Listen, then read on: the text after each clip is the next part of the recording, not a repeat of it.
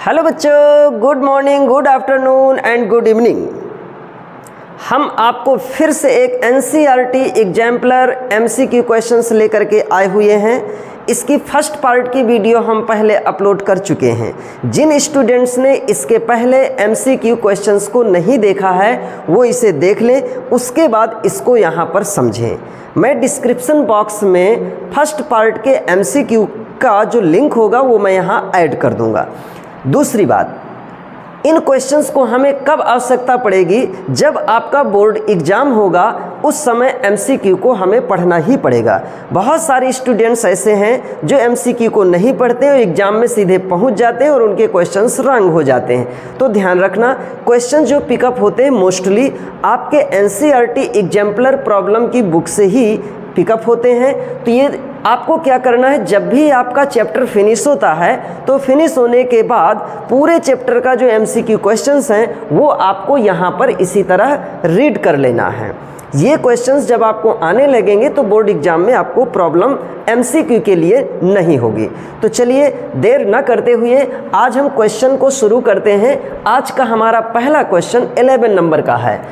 तो इसमें देखिए, in comparison to a 0.01 m solution of glucose, the depression in freezing point of a 0.01 m MgCl2 solution is the same, about twice, about 3 times, about 6 times।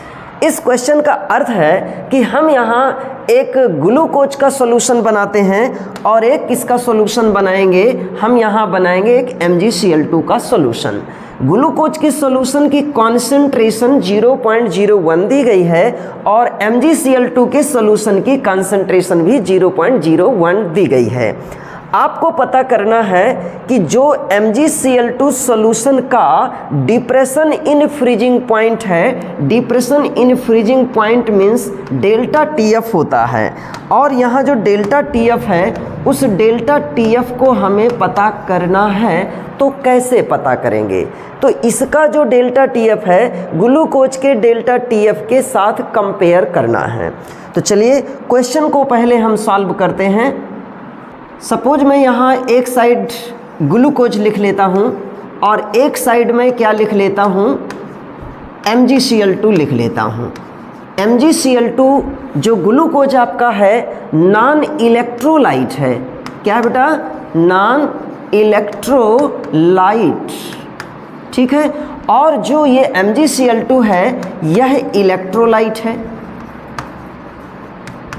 ठीक है। Non electrolyte का मतलब ये हुआ कि जब हम ग्लूकोज को वाटर में डिजॉल्व करते हैं या सॉल्वेंट में डिजॉल्व करते हैं तो यह आयनाइज्ड नहीं होता है, लेकिन यह इलेक्ट्रोलाइट है तो आयनिक कंपाउंड है। तो जब हम इसको वाटर में डिजॉल्व करेंगे तो यह MgCl2 आयनाइज्ड होगा, और जब आयनाइज्ड होगा तो Mg2 unit positive plus 2Cl1 unit negative, इतना ये आ गया। अब आप देख सकते हैं इसके नंबर ऑफ आयंस कितने हैं। तो नंबर ऑफ आयंस टोटल यहाँ पर आपको मिल रहे हैं 3 मोल्स मिल रहे हैं। तो आपको क्या करना है, यहाँ दोनों को कंपेयर करना है। तो कंपेयर कैसे करेंगे? सबसे पहले हमने ग्लूकोज के बारे में रखा, ग्लूकोज का डेल्टा TF का फार्मूला रखें। डेल्टा TF इक्वल होता है I into KF into M। इसी तरह हम इसका डेल्टा TF रखेंगे तो डेल्टा TF इक्वल है I into KF into M, ठीक है। तो यहाँ जो डेल्टा TF है इसको बोलते हैं डिप्रेशन इन फ्रीजिंग पॉइंट, जो I है I को बोलते हैं 1/2 फैक्टर। KF क्या होता है? Depression in freezing point constant, और M क्या होता है? मोलैलिटी, मतलब इसकी मोलर कंसंट्रेशन है। तो हम यहाँ पर मोलर की जगह मोलैलिटी ही यूज कर, दोनों में सेम यूज कर सकते हैं क्योंकि यहाँ मोलैलिटी टर्म है। तो अब देखिए यहाँ I, तो ध्यान रखना जो ग्लूकोज है नॉन इलेक्ट्रोलाइट है, नॉन इलेक्ट्रोलाइट होने के कारण इसका जो 1/2 फैक्टर होगा 1 होगा, मतलब यह आयनाइज्ड नहीं होता है। जो नॉन आयनाइज्ड वाले कंपाउंड्स होते हैं वो क्या होते हैं, उनमें 1/2 फैक्टर 1 होता है। फिर इसके बाद KF, वैसे KF की वैल्यू की आवश्यकता आपको नहीं है, कोई सॉल्वेंट नहीं दिया गया, लेकिन फिर भी मान लेते यदि हमें वाटर सॉल्वेंट दिया गया होता तो यहाँ ग्लूकोज को भी वाटर में डिजॉल्व करते और MgCl2 को भी वाटर में डिजॉल्व करते तो दोनों के लिए KF की वैल्यू सेम होती। क्यों? KF जो होता है वो डिपेंड करता है सॉल्वेंट के नेचर पर। यदि सॉल्वेंट वाटर है तो जितना KF इसका है उतना KF इसका होता है। वैसे वाटर का जो KF होता है 1.86 होता है, तो आप यहाँ रख सकते हैं 1.86, नहीं रखना है तो यहाँ KF रख दीजिए और यहाँ पर भी KF ही रख दीजिएगा, क्योंकि दोनों में वाटर है तो वैल्यू सेम होगी, मतलब सेम सॉल्वेंट है। क्वेश्चन में वाटर नहीं दिया लेकिन आप ये सेम सॉल्वेंट रखेंगे ना तो हम मान लेते हैं सेम सॉल्वेंट वाटर ही है। अब बात आती है मोलैलिटी की, तो इसका जो मोलैलिटी है मतलब कंसंट्रेशन है 0.01 रख दिया हमने। यहाँ पर देखिए क्या होगा I, इसके लिए I की वैल्यू क्या हो जाएगी? 3 हो जाएगी। क्यों I की वैल्यू 3 होगी? क्योंकि जब कोई कंपाउंड है, आयनिक कंपाउंड है, यदि वो कंप्लीटली आयनाइज्ड हो सकता है तो जितने आयंस में आयनाइज्ड होगा वही नंबर आपको यहाँ पर 1/2 फैक्टर लिखना है। इसका कंप्लीट आयनाइजेशन हुआ है, यह एक प्रकार का स्ट्रांग इलेक्ट्रोलाइट की तरह ट्रीट करता है, इसलिए इसके कंप्लीट आयनाइजेशन में 1 मोल आपका Mg+2 है और 2 मोल आपके Cl- हैं, तो टोटल कितने हो गए? 3 हो गए। इसलिए 1/2 फैक्टर की वैल्यू कितनी हो जाएगी? 3 हो जाएगी। अब बचा आपका KF, तो मैंने पहले ही बताया KF की वैल्यू रखें, जितनी यहाँ रखी जाएगी वहाँ इतनी इसमें भी रखी जाएगी। तो यहाँ पर KF की वैल्यू 1.86 है, यानी कि आप चाहें तो 1.86 रखिए, नहीं रखना है तो KF यहाँ भी रखे रहे, KF यहाँ भी रखे रहिए। अब आप देखिए 0.01 मैं यहाँ रख देता हूँ। अब एक चीज़ ये समझिए क्या क्या इसमें सिमिलर है, तो आप ये समझिए इतना जो है ये वैल्यू सिमिलर है, इसको मल्टीप्लाई करें इतना है, ये पूरा क्या है? डेल्टा TF है। तो मैं यहाँ लिख देता हूँ 3 इंटू डेल्टा TF, किसका? इतनी जो वैल्यू है किसके इक्वल है? ग्लूकोज के डेल्टा TF के इक्वल है, तो मैं यहाँ लिख देता हूँ ग्लूकोज। अब आप बताइए कि जो MgCl2 का डेल्टा TF है, डेल्टा TF इसका किसके इक्वल होगा? ग्लूकोज के डेल्टा TF का कितना टाइम्स है? 3 टाइम्स। मतलब हमारा आंसर हो गया कि हमको यहाँ बताना है 3 टाइम्स आएगा। तो देखते हैं यहाँ क्या क्या लिखा है, the same, about twice, about 3 times. तो आपका आंसर जो करेक्ट होगा ये होगा। An unripe mango placed in a concentrated salt solution to prepare pickle cereals because हमने यहाँ कोई अनराइप मैंगो लिया जो कच्चा है, और कच्चा बादाम नहीं, कच्चा आम जो कच्चा है, और हम उसको क्या करते हैं? अनराइप मैंगो को किसमें? कंसंट्रेटेड साल्ट सॉल्यूशन में डिप कर देते हैं। तो जैसे उसको डिप करते हैं तो कुछ समय के बाद या कुछ घंटों बाद वो जो अनराइप मैंगो है मतलब कच्चा आम है वो धीरे धीरे सिकुड़ जाता है, और एक प्रकार से ऐसा क्यों होता है? तो आपको बताना है कि कौन सी प्रोसेस हुई होगी। क्या?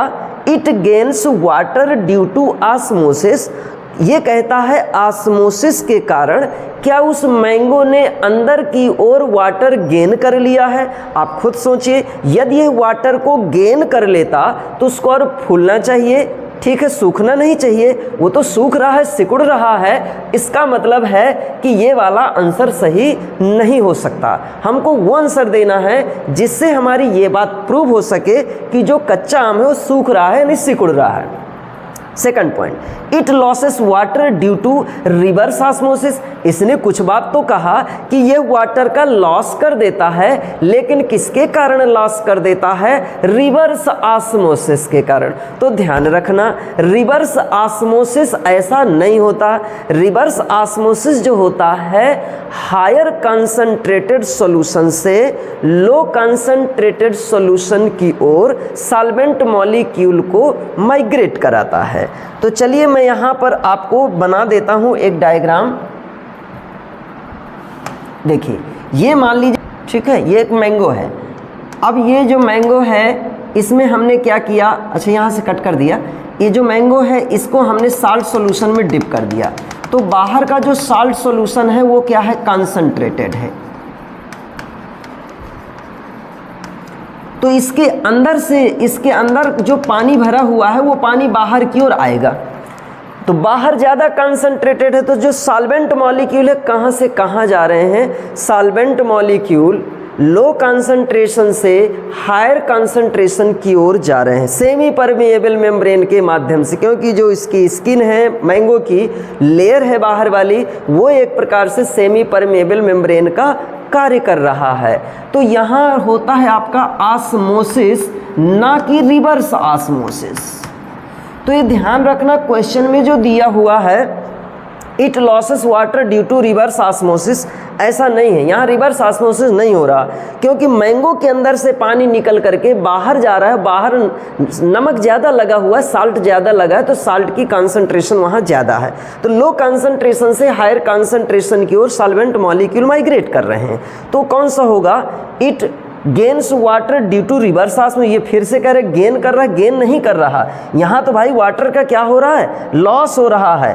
तो वाटर का लॉस किस में, it loses water due to osmosis. ये बात बिल्कुल परफेक्ट हो गई कि जो मैंगो है, मैंगो के अंदर का पानी बाहर की ओर लॉस किया जा रहा है। बाहर हायर कंसंट्रेटेड सॉल्यूशन है और अंदर लो कंसंट्रेटेड है। लो कंसंट्रेटेड से हायर कंसंट्रेटेड सॉल्यूशन की ओर माइग्रेट करता है सॉल्वेंट। इस प्रोसेस को हम क्या बोलेंगे, ऑस्मोसिस बोलेंगे, यानी इसमें एसपीएम के माध्यम से होता है। तो ऑस्मोसिस, तो आपका ये आंसर करेक्ट है। चलिए अगला question, it a given temperature osmotic pressure of a concentrated solution of a substance. कोई सब्सटेंस है, उस सब्सटेंस का कंसंट्रेटेड सॉल्यूशन बनाया गया और उसका क्या करना है, एक टेम्परेचर दिया गया osmotic pressure. At a given temperature osmotic pressure of a concentrated solution of substance. किसी सब्सटेंस का ऑस्मोटिक प्रेशर क्या होता है, number 1 is higher than that at a dilute solution. क्या डाइल्यूट सॉल्यूशन से कंसंट्रेटेड सॉल्यूशन का ऑस्मोटिक प्रेशर ज़्यादा होगा। अगला, is lower than that of a dilute solution. क्या डाइल्यूट सॉल्यूशन से कंसंट्रेटेड सॉल्यूशन का ऑस्मोटिक प्रेशर लो होगा। Is same as that of dilute solution. क्या कंसंट्रेटेड सॉल्यूशन और डाइल्यूट सॉल्यूशन का ऑस्मोटिक प्रेशर सेम होगा। एक और क्वेश्चन है, can not be compared with osmotic pressure of dilute solution. Concentrated solution का ऑस्मोटिक प्रेशर और डाइल्यूट सॉल्यूशन का ऑस्मोटिक प्रेशर क्या इसको कंपेयर नहीं किया जा सकता। मतलब 4 ऑप्शन आपके पास हैं। तो सबसे पहले हम ये समझ लेते हैं ऑस्मोटिक प्रेशर होता क्या है। तो जो ऑस्मोटिक प्रेशर होता है, ऑस्मोटिक प्रेशर आपका ये है, सपोज पाई लिख दिया मैंने, तो पाई इक्वल होता है CRT। Pi equal CRT। C क्या होती है, कंसंट्रेशन होती है, ये कंसंट्रेशन है, ठीक है। अब ये टेम्परेचर आपको दिया हुआ है, तो एक टेम्परेचर कांस्टेंट है, चाहे वो डाइल्यूट सॉल्यूशन हो, यहाँ पर एक डाइल्यूट सॉल्यूशन है और यहाँ पर कौन सा है, कंसंट्रेटेड सॉल्यूशन। ये है डाइल्यूट और ये क्या है, कंसंट्रेटेड सॉल्यूशन। और उसने कहा कि इसमें से कौन सा ऑस्मोटिक प्रेशर ज़्यादा होगा, पाई इसका होगा कि इसका होगा, ठीक है। तो ध्यान रखना, जो ऑस्मोटिक प्रेशर होता है डिपेंड करता है कंसंट्रेशन पर। जिसकी कंसंट्रेशन ज़्यादा है उसका ऑस्मोटिक प्रेशर भी ज़्यादा होगा। यदि कि कंसंट्रेटेड सॉल्यूशन का जो ऑस्मोटिक प्रेशर होता है higher than that of the dilute solution. तो आपका यहाँ पर पहला क्वेश्चन, इस क्वेश्चन का पहला आंसर सही है। Which of the following statements is false. Two different solutions of sucrose of same molality prepared in different solvents will have the same depression in freezing point। तो आपको एक चीज़ ध्यान रखना है, 2 सॉल्यूशन आपको तैयार करने हैं, डिफरेंट सॉल्यूशन। किसके, यहाँ पर जो सॉल्यूशन तैयार करने हैं वो सुक्रोज के तैयार करने हैं। लेकिन जो सुक्रोज है उसको डिजॉल्व करना है अलग अलग सॉल्वेंट में। तो जब अलग अलग सॉल्वेंट में डिजॉल्व करेंगे तो क्या डिप्रेशन इन फ्रीजिंग पॉइंट दोनों सॉल्यूशन का सेम रहेगा? बिल्कुल नहीं, सेम नहीं होगा। यहाँ डेल्टा TF इक्वल होता है I इंटू, चलिए I ना भी अभी लिखे तो कोई आवश्यकता नहीं है, क्योंकि I को तब लिखने की आवश्यकता होती जब स्ट्रांग इलेक्ट्रोलाइट होता है या एक स्ट्रांग है और एक एक इलेक्ट्रोलाइट है और एक नॉन इलेक्ट्रोलाइट है, तो कंपेयर करने में भी आई लिख दिया जाता है। हमको पहले से ही मालूम है कि जो सुक्रोज है वो नॉन इलेक्ट्रोलाइट है, इसमें आई की वैल्यू 1 होगी, तो आप चाहें तो लिखें, नहीं लिखना तो कोई बात नहीं है। तो डेल्टा TF इक्वल होता है आई इंटू KF इंटू M। तो अब आप समझिए जो KF होता है, जिस सॉल्वेंट में आप डिजॉल्व करेंगे, KF की जो वैल्यू होती है सॉल्वेंट पर डिपेंड करता है। यदि आपने सुक्रोज को वाटर में डिजॉल्व किया तो यहाँ KF की वैल्यू वाटर की रखेंगे। इसी तरह यदि आपने इसको किसी दूसरे सॉल्वेंट में डिजॉल्व किया, मान लिया आपने इसको बेंजीन में डिजॉल्व किया, तो यहाँ पर KF की वैल्यू कौन सी रखेंगे? बेंजीन की रखेंगे। तो अब डेल्टा TF का आंसर तो डिफरेंट आएगा ना। सपोज कंसंट्रेशन हम दोनों की सेम रखेंगे, तो ऐसी स्थिति में इसका डेल्टा TF एक सॉल्वेंट के साथ, फिर यही डेल्टा TF दूसरे सॉल्वेंट के साथ अलग अलग आएगा। जबकि इस क्वेश्चन में क्या दिया है? Osmotic pressure of the solution is given by, इसमें दिया हुआ है will have the same depression in freezing point, जो ऐसा पॉसिबल नहीं है। सेम नहीं होता है, अलग अलग सॉल्वेंट में डिप्रेशन इन फ्रीजिंग पॉइंट क्या होता है? डिफरेंट होता है। ठीक है, तो हमको पहले ही यही आंसर मिल गया है। बाकी ये कह रहा है the osmotic pressure of solution is given by the equation pi equal CRT, मतलब ये तो बिल्कुल करेक्ट हो, यही फार्मूला है पाई का, ठीक है, ऑस्मोटिक प्रेशर का। तो हमको यहाँ ये आंसर मिल गया। चलिए अगला क्वेश्चन देखते हैं।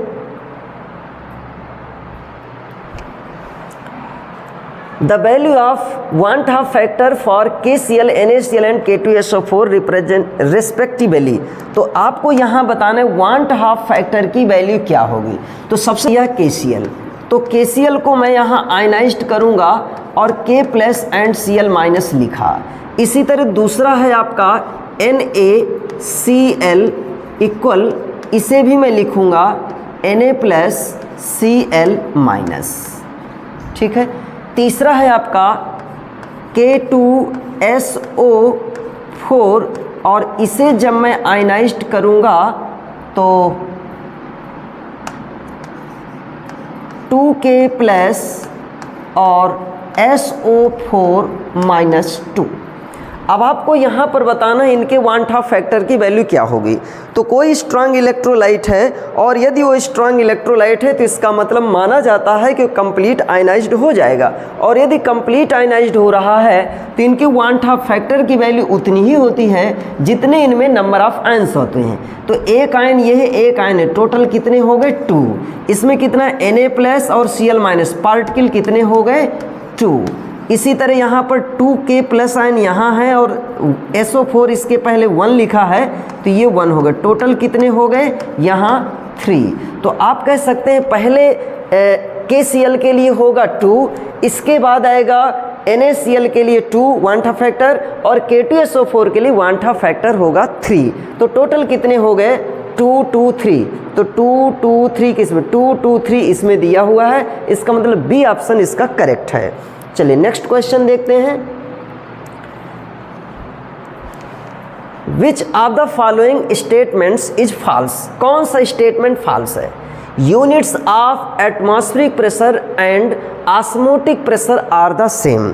आपको यहाँ बताना है कि क्या एटमॉस्फेरिक प्रेशर की जो यूनिट होती है और वही यूनिट ऑस्मोटिक प्रेशर की हो सकती है। बिल्कुल सही, एटमॉस्फेरिक प्रेशर हो चाहे ऑस्मोटिक प्रेशर हो, एक ही टाइप का प्रेशर है, उस प्रेशर की यूनिट एक ही होगी। ठीक है, जो भी लिखना चाहें, यदि आप इसकी ATM लिख रहे हैं तो उसकी भी ATM हो जाएगी।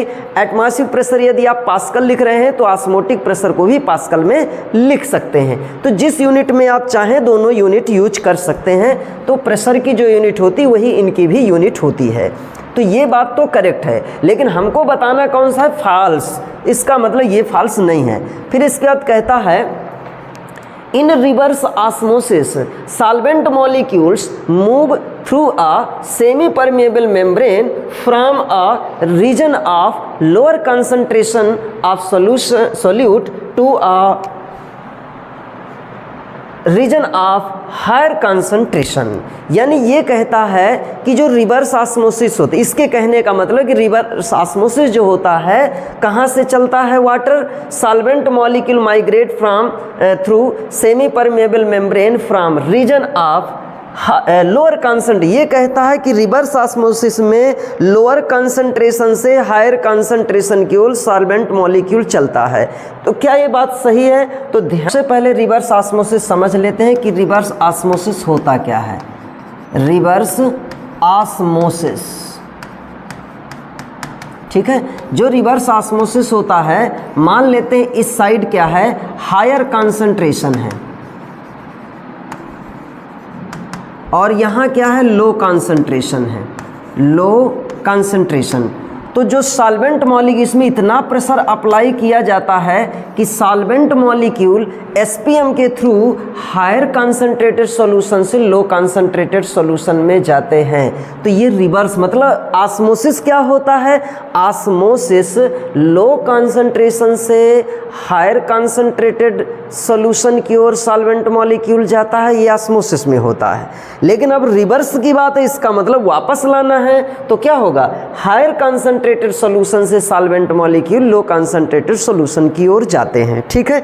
इसलिए हम यहाँ पर क्या कहेंगे, रिवर्स ऑस्मोसिस यहाँ होता है हायर से लो की ओर, जबकि इसमें क्या दिया है, लो कंसंट्रेटेड सॉल्यूशन से कहाँ जा रहा है, हायर कंसंट्रेशन की ओर जा रहा है, जबकि ये गलत हो गया, ठीक है, यही फॉल्स है। फिर कहते हैं the value of molal depression constant depends on nature of the solvent. Molal depression constant जिसको हम बोलते थे केएफ बोलते थे, तो केएफ की जो वैल्यू होती है सॉल्वेंट के नेचर पर डिपेंड करती है, ये बात भी सही है। तो यहाँ पर इसको भी हम फॉल्स नहीं मानेंगे। फिर कहता है relative lowering of vapour pressure is dimension less quantity. तो जो रिलेटिव लोअर वेपर प्रेशर है वो डायमेंशन लेस क्वांटिटी है। तो कैसे आप बताएंगे कि डायमेंशन लेस क्वांटिटी है? देखिएगा, रिलेटिव लोअर वेपर प्रेशर जो होता है P not A minus P A divided by P not A equal क्या होता है, एक्स बी होता है। एक्स बी क्या है, एक प्रकार के मोल्स का रेशियो है यहाँ, और ये P not A minus P ए जो डिफरेंस आएगा इसमें से एक आंसर आएगा जिसका नाम प्रेशर में जो डिफरेंस होता है डिप्रेशन इन वेपर प्रेशर हो जाएगा, या लोअरिंग इन वेपर प्रेशर, और ये भी प्रेशर है। तो यहाँ जो यूनिट रखी जाएगी ये प्रेशर की यूनिट रखी जाएगी, यहाँ पर भी प्रेशर की यूनिट रखी जाएगी, दोनों यूनिट कैंसिल। यहाँ ऊपर क्या है, मोल है, इसको डिवाइड करते रेशियो है, तो रेशियो का कोई भी यूनिट नहीं होगा। जैसे हम यहाँ लिखते हैं एक्स बी इक्वल होता है एन बी, यानी बी के moles divided by N A के मोल्स और एन बी के मोल्स। तो टोटल मोल्स नीचे हुए, ऊपर भी टोटल मोल्स हो, तो यूनिट तो ऊपर नीचे सेम है, तो ये कैंसिल। तो हम ये कह सकते हैं ये एक ऐसी क्वांटिटी है जिसमें कोई यूनिट नहीं होती है। डायमेंशन लेस क्वांटिटी कौन सी है, relative lower in vapour pressure. इतने को कहा जाता है relative lower in vapour pressure, मतलब P not A minus P A divided by P not A, ये होता है relative lowering in vapour pressure. तो ये डायमेंशन लेस क्वांटिटी है, ठीक है। हाँ, तो इस क्वेश्चन का जो आंसर होगा which of the following statements is false. जो फॉल्स था कौन सा मिला आंसर आपको, यही जो बी स्टेप में दिया हुआ है, बी ऑप्शन में दिया हुआ है। तो जो बी ऑप्शन में दिया ये आपका आंसर होगा इस क्वेश्चन का, क्योंकि यही फॉल्स यहाँ दिया हुआ है। तो चलिए अगला क्वेश्चन देखते हैं। Value of Henry's law constant K H increases with increases in temperature, decreases with increase in temperature, या रिमेन्स कांस्टेंट, या लिखा हुआ है फर्स्ट इंक्रीज देन डिक्रीज, ठीक है, ऐसा है। तो चलिए इसके लिए हम समझते हैं हेनरीज कांस्टेंट, सपोज यहाँ पर लिखा हुआ है PA equal KH into XA, तो जो XA है ये एक प्रकार की क्या है, मोल फ्रैक्शन है, कंसंट्रेशन की तरह यहाँ ट्रीट कर रहे हैं। तो हमें कहना है कि KH की वैल्यू किस बात पर डिपेंड करती है, तो बताइए KH इक्वल क्या हो जाएगा, KH इक्वल हो जाएगा PA डिवाइडेड बाई XA।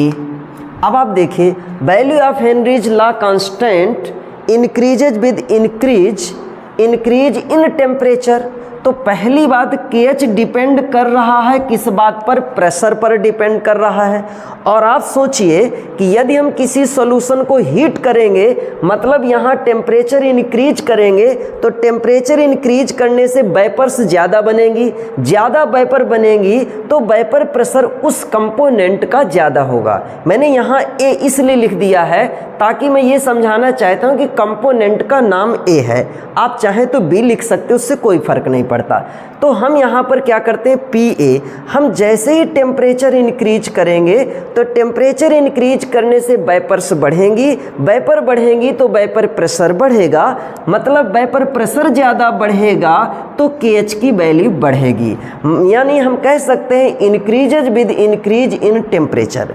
अगला इसमें दिया हुआ है decreases with increase in temperature, ये कहता है टेम्परेचर इंक्रीज करेंगे तो वेपर प्रेशर डिक्रीज होगा। ये तो बिल्कुल गलत हो गया, क्यों? क्योंकि टेम्परेचर इंक्रीज करेंगे तो प्रेशर इंक्रीज होगा, प्रेशर इंक्रीज होने से KH की वैल्यू इंक्रीज होगी, जब ये कह रहा है KH डिक्रीज होगा, ऐसा नहीं है।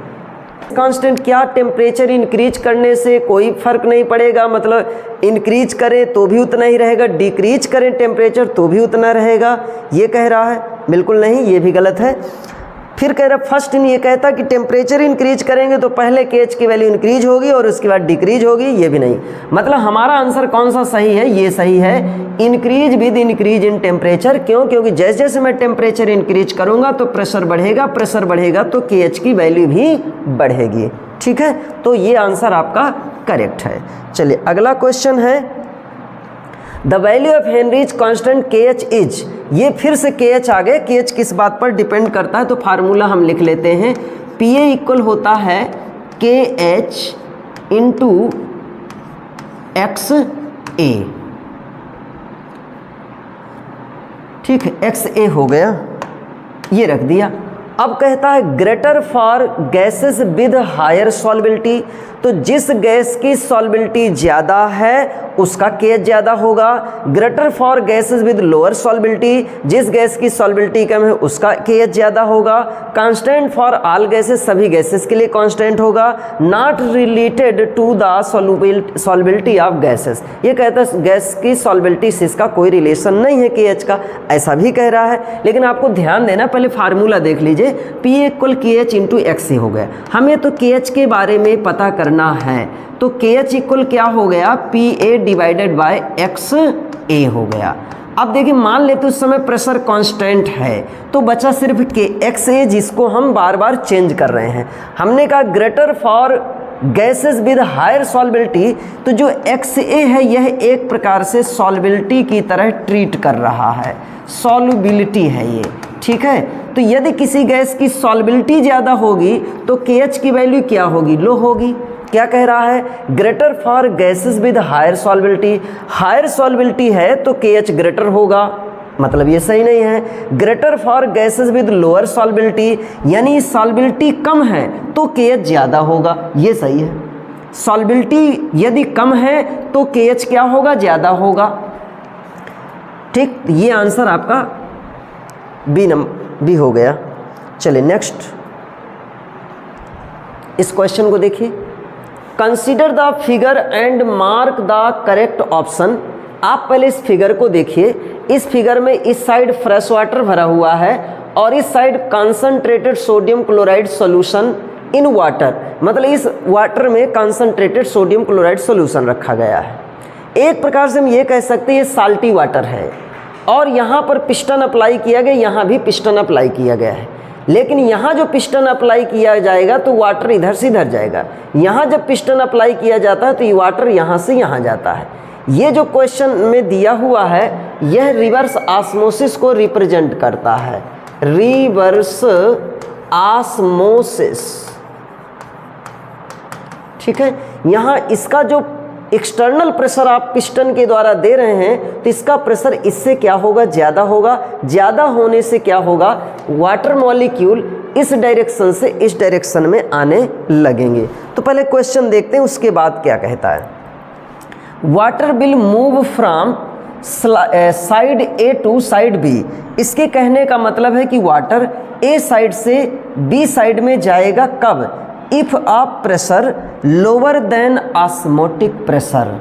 यदि हम प्रेशर ऑस्मोटिक प्रेशर से कम अप्लाई करें तो उस समय water will move from side A to side B if a pressure lower than osmotic pressure is applied on piston B. उसने कहा कि बी पिस्टन में जो प्रेशर आप अप्लाई करने जा रहे हैं उस प्रेशर की वैल्यू क्या होगी, ऑस्मोटिक प्रेशर से यदि कम रखी जाए। तो यदि ऑस्मोटिक प्रेशर से कम रखेंगे तो सॉल्वेंट मॉलिक्यूल इधर नहीं जाएगा, सॉल्वेंट मॉलिक्यूल ए से बी की ओर जाएगा। From water will move from side A to side B if a pressure lower than osmotic pressure is applied on piston B. Next है इसमें water will move from side B to side A if a pressure greater than osmotic pressure is applied on piston B. मतलब कहता है B से ए की ओर जाएगा कब, यदि प्रेशर आपने कितना अप्लाई किया है, ऑस्मोटिक प्रेशर से ज़्यादा। तो ऑस्मोटिक प्रेशर से ज़्यादा यदि हम यहाँ प्रेशर अप्लाई करते हैं तो सॉल्वेंट मॉलिक्यूल इस डायरेक्शन से इस डायरेक्शन में जाने लगेंगे। Water will move from side B to side A if a pressure equal to osmotic pressure is applied on piston B. यदि यहाँ पर आपने ऑस्मोटिक प्रेशर के इक्वल एक्सटर्नल प्रेशर अप्लाई किया है तो यहाँ कहता है कि बी से ए की ओर जाएगा। तो ऐसी सिचुएशन में ना तो वाटर इधर जाएगा ना तो वाटर इधर जाएगा, क्योंकि दोनों की वैल्यू इक्वल है। Water will move from side A to B if pressure equal to the osmotic pressure is applied on piston A. यदि यहाँ पर भी उतना ही पिस्टन अप्लाई करें, प्रेशर अप्लाई करें तो भी उसमें ऑस्मोटिक प्रेशर क्या होगा, सॉल्वेंट मॉलिक्यूल इधर से इधर जाएंगे, उसमें कोई फ़र्क नहीं पड़ेगा। नई चेंजिंग कुछ भी देखने को यहाँ नहीं मिलेगी। लेकिन सबसे बड़ी बात यह है कि हम यहाँ पर बताएं कि जब आप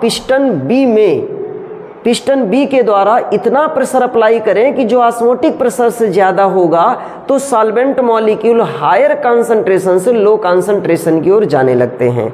तो इनमें से देखिए कौन सा ऑप्शन आपका करेक्ट है। Water will move from side B to side A if pressure greater than osmotic pressure is applied on piston B. Osmotic pressure से ज़्यादा यदि पिस्टन आपने अप्लाई किया है प्रेशर यहाँ, तो इधर से वाटर इधर जाएगा। ठीक है, तो आंसर आपका कौन सा सही हो जाएगा, बी जो करेक्ट है। We have 3 aqueous solution of NaCl labeled as A, B and C with concentration 0.1 m, 0.01 m, 0.001 m respectively. The value of Want-Off factor for these solution will be in the order. आपको बताना है कि Want-Off factor की value क्या होगी। इनमें से एक की concentration कितनी है, 0.1 है, फिर दूसरे की 0.01 है और तीसरे की 0.001 m है। इनमें से एक का नेम A है और एक का नेम B है और एक का नेम C है। ठीक है, कंपाउंड आपका एक ही है। कंपाउंड का नेम क्या है, NaCl। ठीक है, NaCl 2 पार्ट्स में आयनाइज्ड होगा, Na+ एंड Cl-। अब इसमें 3 तरह के सॉल्यूशन इसके बनाए गए, एक A है और एक क्या है, B है और एक क्या है, C है। इसकी कंसंट्रेशन 0.01 है। ठीक है, और दूसरे B सॉल्यूशन में 0.1 m है और तीसरे में 0.001 m है। मतलब हम यहाँ पर ये कह सकते हैं कि जो 0.1 है ये एक प्रकार से इसमें जो मोल है, नंबर ऑफ मोल्स 0.1 मोल पर लीटर।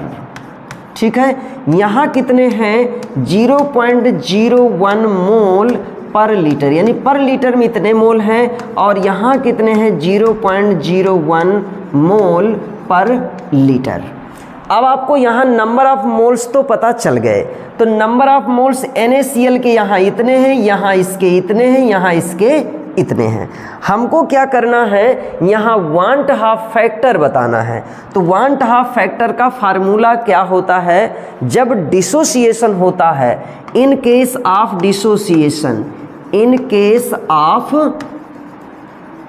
डिसोसिएशन, डिसोसिएशन के केस में वांट हाफ फैक्टर का फार्मूला होता है एल्फा इक्वल I-1 अपान N-1। ठीक है, तो यहाँ पर जो अल्फा है degree of dissociation, degree of